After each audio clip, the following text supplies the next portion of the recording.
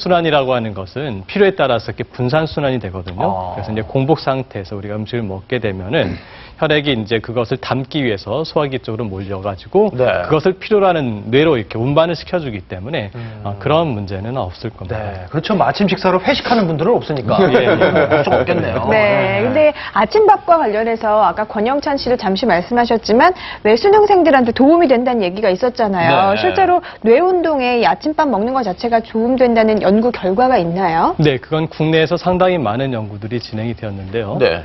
특히 학생들 같은 경우에는 아침을 겨식하는 아이들보다 아침을 꾸준히 먹는 아이들에게서 주의 집중력이라든지 학업 성취도 또 그리고 학습에 있어서 임하는 태도 여러 가지 것들이 이제 향상이 된다는 연구 결과들이 있고요. 특히 이제 영양 상태가 좀 부족한 결식 아동들 같은 경우에는 학교에서 아침에 급식을 공급해 줬을 때 성적도 훨씬 더 많이 오르고 네. 집중력이라든지 그다음에 정서적인 부분들에 대해서 많은 개선이 있었습니다. 그리고 이제 우리나라 학부모님들이 또 관심이 많으실 텐데 네. 이 수능 점수, 네. 수능 점수도 매일같이 꾸준히 아침을 먹는 학생들이 일주일에 한 2번 정도, 2번 이하를 먹는 아이들보다 네. 한 19점 정도나, 무려 그래요? 19점 정도나 허허. 높다는 결과가 발표되었습니다. 제가 대학을 간 게 아침을 먹어서 너무 반가웠거든요. 아니, 그럼 네. 공부를 잘 해야 하는 수험생들은 말할 것도 없고, 또 직장 생활 열심히 잘할 수 있으려면 진짜 아침을 꼭 챙겨 먹는 게 좋겠군요. 예. 제가 보니까요, 학교 다닐 때 꼴찌한 이유가 우리 어머님이 아침을 안 차려주셔서 죄송합니다. 자, 다음 놀러보겠습니다. 네. 정말 그것 때문이었을까요? 아, 네. 먹어라, 먹지 마라. 어머니 네. 죄송합니다. 짜잔. 성인병 예방에 좋다. 요거는 좀 맞는 말 같기도 한데요. 네. 근데 자꾸 틀리니까 저 좀 자신 좀 없어지긴 하는데, 근데 이번에는 성인병은 요즘 현대인들은 대부분 좀 너무 많이 먹는 데서 비롯되는 경우들이 많습니다. 그래서 조금 덜어주려면은 요거는 아침은 조금 한번 걸으시는 것도 오히려 그 성인병 예방에는 도움이 된다라고 말씀드리고 싶네요. 근데요, 아침밥을 먹으면 성인병이 예방됩니다. 왜요? 그 이유는 네. 저는 몰라요. 이거 또. 야, 이거. 그냥 그런 것 같아요. 이게 무조건 된다. 저는 이제 좀 비워야 된다. 네. 어떤 게 맞습니까, 강 교수님? 교수님. 예, 네. 그 외교 언어 학자께서 발표하시기를 이제 하루에 2끼를 먹으시는 분들이 체내 활성산소의 발생량을 줄여서 뭐 도움이 된다 이런 말씀을 하셨는데 네. 그거는 소식에 따른 효과입니다. 왜냐하면은 그 활성산소라고 하는 것은 대사가 이루어지면서 한 1에서 3% 정도씩 자연스럽게 나오는 것인데 그렇기 때문에 대사량에 비례를 하는 것이죠. 그럼 적게 먹으면은 당연히 적게 발생하는 거는 맞는데 네. 그거는 소식에 따른 효과지 아침을 안 먹는 걸 합리화시켜 줄 수는 없습니다.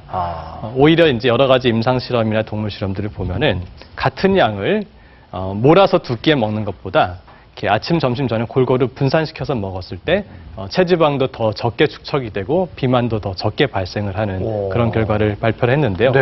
그건 왜 그러냐면 이제 한 번에 이렇게 딱 흡수를 하게 되면 아까 말한 것처럼 공복기가 길어지기 때문에 그거를 대비해서 자꾸 체지방으로 축적을 시키려고 하는 우리 몸에 자연스러운 호르몬 변화들이 나타나는 것이죠. 그래서 아침밥을 먹어줬을 때 한 37에서 55% 정도의 비만과 당뇨 를 예방하는 그런 효과가 있는 것으로 발표가 되었습니다. 네. 이제 아침밥 예. 먹자파에 이제 한 표 던지시겠어요? 예, 근데 찍어서 다 맞히시니까 제가 할 말이 없네요. 네. 아니, 근데 지금 이제 여러 가지 아침밥을 먹어야 하는 이유를 말씀해 주셨는데, 이것 말고도 또 다른 이유가 있습니까, 혹시? 예, 그 첫 번째는 우리 그 체온에 관련된 건데요.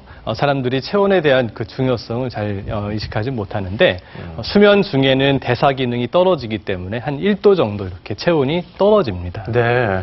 그러면 이제 모든 대사 기능들과 그 효소 기능들이 다 아주 낮아져 있다가 아침이라면 다시 이게 활성화가 돼야 되는데 그렇죠. 그러기 위해서는 에너지원이 필요한 겁니다. 그래서 아침에 먹어줌으로써 네. 다시 신진대사 활성화시켜서 체온을 정상으로 회복해 줘야지만이 모든 기능들이 다시 이제 회복이 되는 것이죠. 예. 네, 또 다른 이유는요? 두 번째는 이제 그 해독에 관련된 건데요.